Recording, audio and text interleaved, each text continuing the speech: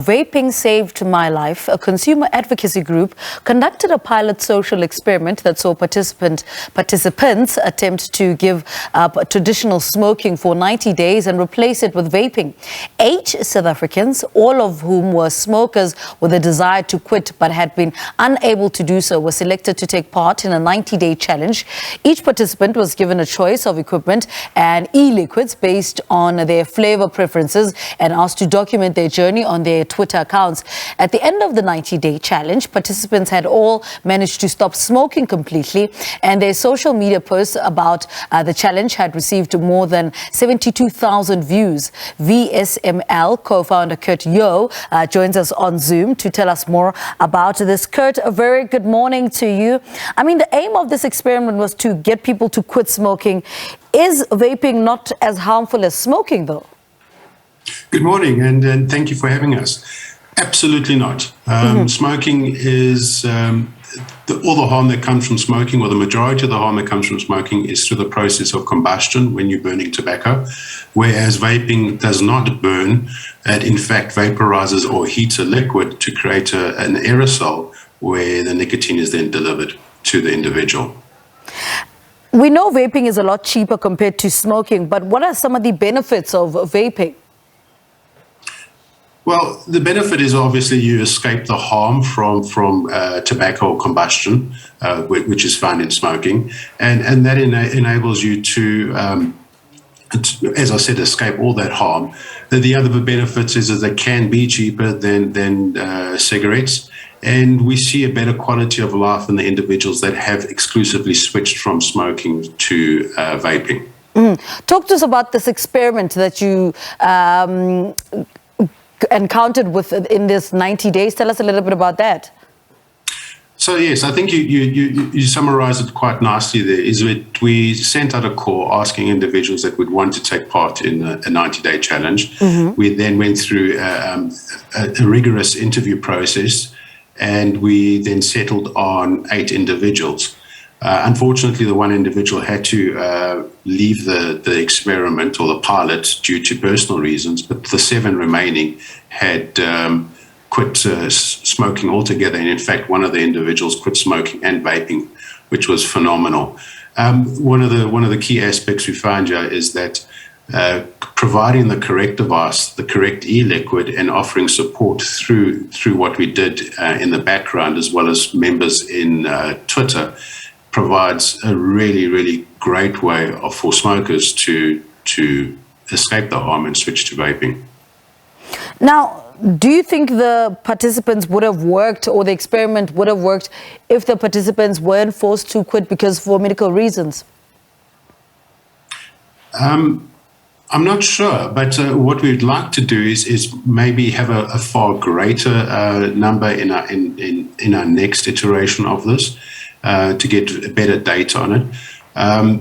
But as far as we can tell, is that this is incredibly successful method in helping people quit smoking. In fact, the Cochrane Review, which is the gold standard in medical research, has indicated that these products are 70% more effective in helping people quit smoking than any other product that's available currently. What are the chances of previous smokers relapsing? There is always that chance, and there's also the chance, what we call a dual user, where a person is no longer or doesn't exclusively switch to vaping, where there is no benefits there. But there are people that will relapse. However, that could be based on numerous factors. One of them being not being able to afford these products, and that talks to the excise that's being discussed with Treasury at the moment. So affordability becomes an issue around this. The other thing is around support. It's always recommended that you go to an exclusive, reputed vape shop, because not only are the products there of highest quality, but the people behind the counters there could offer great support and advice during your journey. And what is the state of vaping in South Africa and generally the market? What does it look like currently? Currently, the market is relatively small if you compare it to to tobacco. In fact, in the recent global adult tobacco survey that was done in South Africa, and the results, or the key results, were released on World No Tobacco Day, we see that it's currently sitting at 2.2% of daily e-cigarette users. And the majority of the market is that of small independent shops and manufacturers. And I think that given a chance, this particular market could grow, and it has a massive benefit, not only from a labour perspective, but also from a fact of a public health perspective, helping people quit smoking. Mm-hmm. And you've seen those little stores at malls, those that sell, what do you call them, vapors. How do you then determine which one is a reputable one or which one is not?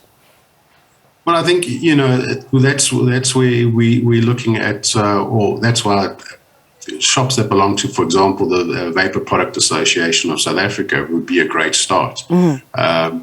And we'll see shops that exclusively only sell vaping products, yeah, and not part of a whole suite of other products.